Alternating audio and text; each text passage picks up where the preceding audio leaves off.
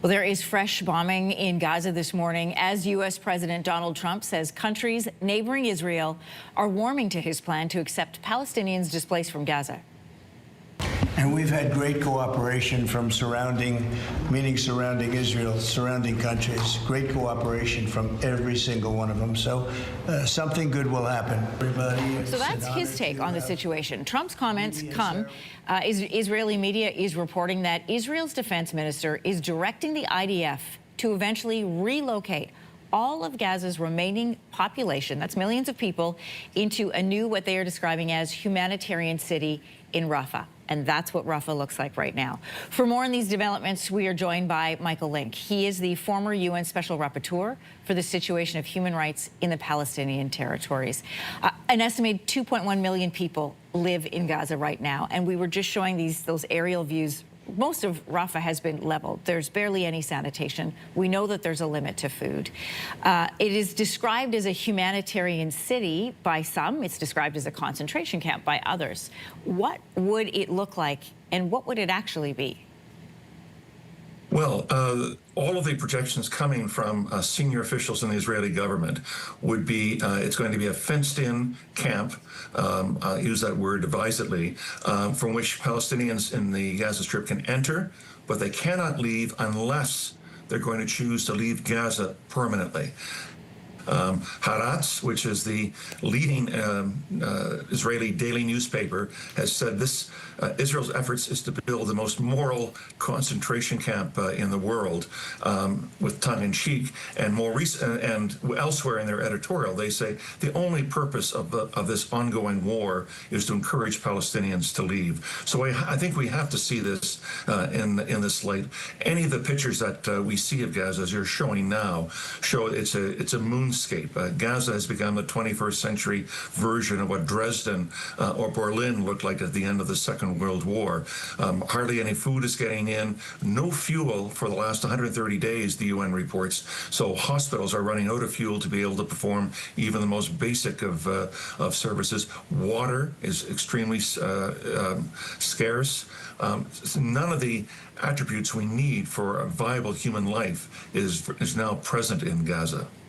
Some of the dialogue we're hearing from the U.S. administration are that Palestinians would be given a choice of whether or not to leave. And Katz reportedly has said that phase 2 of this Rafah plan would see Palestinians relocated to neighboring countries, which is displacement. But that proposal was rejected by nations like Egypt and Jordan when Trump first pitched it back in February of this year. So if neighboring countries aren't on board, why are the U.S. and Israel pushing for this plan to happen? And if they don't accept them, what happens? Well, I think these comments that was quoted by President Trump a minute ago with respect to getting the U.S. and Israel getting great cooperation from neighboring countries as a salesman's pitch. I can't imagine for all kinds of both political, legal, and historical reasons why Egypt or Jordan would open up their borders to take in Palestinian refugees, particularly Jordan, which already has a majority of its population as Palestinian refugees. They all know that this would be a one-way exit. Palestinian refugees leaving Gaza or leaving the West Bank would never be permitted to return. This, whatever else divides Arab nations, what unites them is the fact of solidarity with the Palestinian cause, and they know from 1948 and they know from 1967 that the mass migration or the forced migration of Palestinians is a one-way door. And keep in mind as well, when we talk about international law, forced displacement is deemed to be a war crime and may be a crime against humanity under the Geneva Conventions and the Rome Statute of 1998. All of this has to be a consideration in what the surrounding countries are thinking as they hear these statements coming from President Trump and Prime Minister Netanyahu.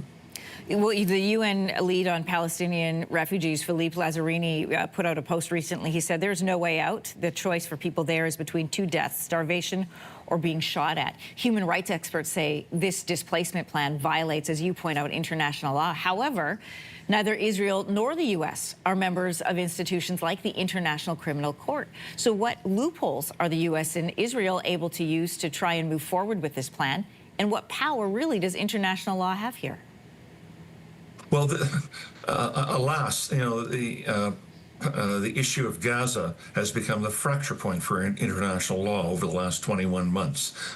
We've seen numerous red lines crossed by Israel in its military campaign in Gaza. We've seen allegations of complicity by the United States for having supplied Israel with most of its military weaponry that it's used in Gaza, as well as providing it diplomatic cover when it comes to the Security Council. There's been a number of votes on the demand for an immediate ceasefire. It's the U.S. alone which has wound up voting against it, using its veto to sidetrack these demands by the international community for an immediate and permanent ceasefire regarding this. Michael, and I should mention one. Sorry, I apologize. Ahead. One quick comment. I should also mention that Palestine is a member of the International Criminal Court.